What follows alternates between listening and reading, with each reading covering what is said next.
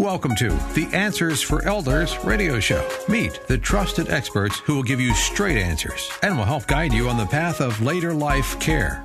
Now, here's your host, founder, caregiver, and CEO, Suzanne Newman.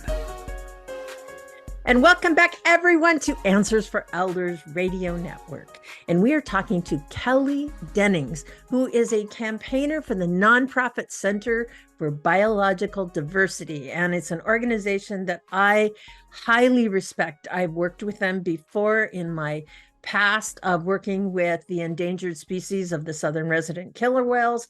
And they have absolutely been a wealth of information to help guide organizations and businesses and governments to really live sustainable. And it's an organization that I really support. And certainly I'm excited to have Kelley with us. So Kelley, you talked in your first segment, things that you can do right now, and you talked about the whole shopping thing. Give me a little bit of an idea of how our purchasing power, or, when we're making purchases, how we can do that to make a change. Yeah, well, I will say I did a little bit of research for this, and there's a Brookings article that says by 2030, seniors are projected to spend just under 15 trillion globally. So the purchasing power of seniors cannot be mistaken here. Correct. There's a lot of opportunity for change. So one of the things that you can do is, consume consciously. So I like to say that some people need to consume less, and some people need to just consume differently. And let's be honest, even in the United States, some need to consume more. But many of us can just consume differently, and we really need to be conscious consumers. So every product we purchase has an environmental footprint, from the material used to create it, to the pollution emitted during manufacturing, and then the packaging that ends up in the landfills and incinerators. So we really need to think about that when we're at the store. And one of the things that you can do is buy secondhand instead of looking for new. So we have kind of a new campaign that we're rolling out to recommend that people think of buying secondhand differently. Yeah. So that's one thing. I will say another one, which can sometimes be a hard request because plastic is everywhere. But as somebody that has worked in the marine environment, thousands of seabirds and sea turtles and seals and other marine animals are getting caught up in all of this plastic.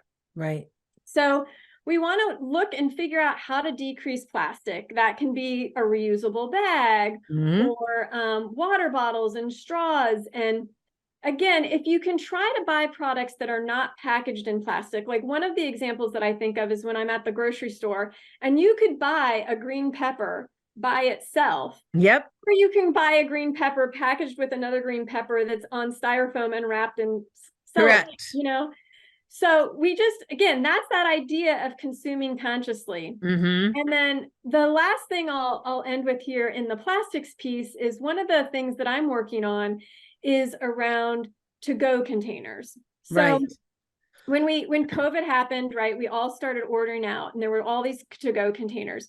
So I've been working with state and federal food code to try to figure out how we can do reusable to-go containers that won't be a concern to public health. So one of the things you can do right now that is allowed in the food code is if you're going to go to a restaurant, just bring and that they give great portions.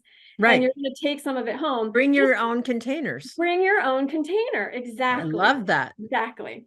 So there's a few ideas under my kind of consume consciously bucket. Well, I think it starts with the government in which we live. I live in the Pacific Northwest, and we do live in critical habitat. So I'm very proud of the fact that there's a lot of things that we do naturally. I mean, all the stadiums, with all the, the plastic cups and all that stuff, they're not allowed in our neck of the woods. We don't even use, the only thing you can use in a stadium is your bank card. You can't, and so there's not this overwhelming bit of cash circulation and things like that. I think the other thing that goes on, and you mentioned the grocery store.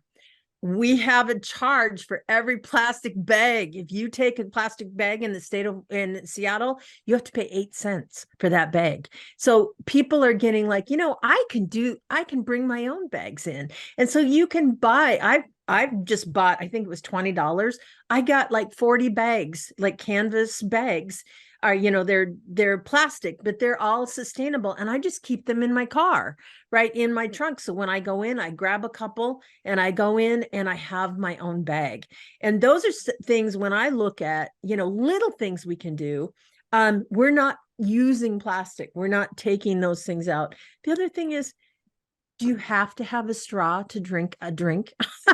So, when I think about, sometimes you do, if you're bedridden or something like that, I understand that, but there's plastic straws, but there's also metal straws that you can purchase and they're wonderful. So those are little things that I think about every day, just in our everyday actions of how do you keep yourself, thinking more mindful of being sustainable. Yeah. So and then the other side of it, I'll just bring up one. I'm a rose gardener, right? Yeah.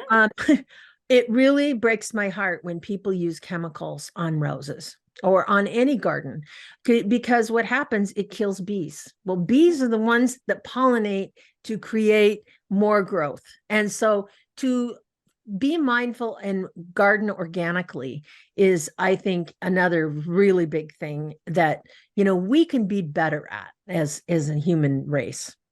Yeah. There are 2 billion pounds of pesticides sold annually in the United States.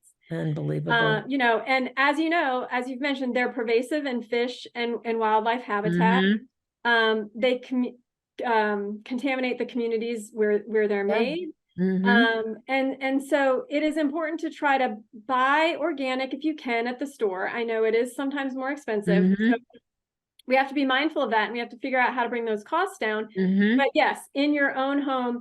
And if you do kind of like the native pollinator friendly, right, and remove invasive species, it's so much better in your gardens, and it keeps those pests away so that maybe they don't need the harsh chemicals. Exactly. And I think that's the thing that, if we knew better, we would do better. Right. And I think a lot of times, I don't think I've had that most of us in our older age group have had that opportunity to really learn or think things through.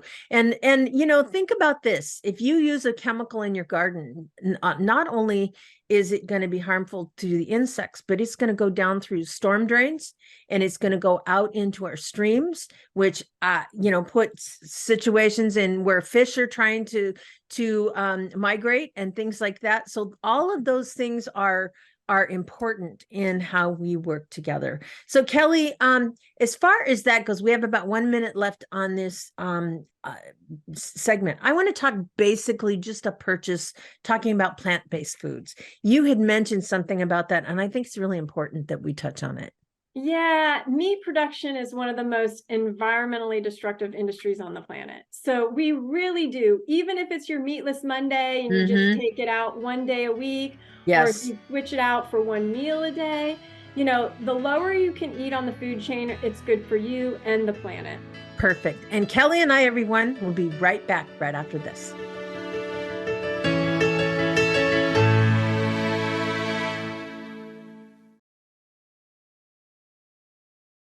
We at Answers for Elders thank you for listening. Did you know that you can discover hundreds of podcasts in our library on senior care?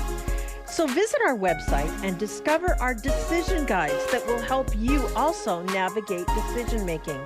Find us at answersforelders.com.